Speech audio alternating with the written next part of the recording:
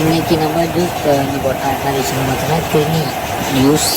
அதுக்கு என்ன கிருமியை எடுத்து ஃபஸ்ட்டு நல்லா க்ளீன் பண்ணிக்கிட்டோம். அதை க்ளீன் பண்ணிக்கிட்டு ஏதோ மிக்சியில் போட்டால் மிக்சியில் ஐஸு, கொஞ்சம் பால், கொஞ்சம் தேன் இதெல்லாம் போட்டு கலந்து நல்லா மிக்ஸ் பண்ணிக்கிட்டு அடிக்க ஆரம்பிச்சிட்டோம்.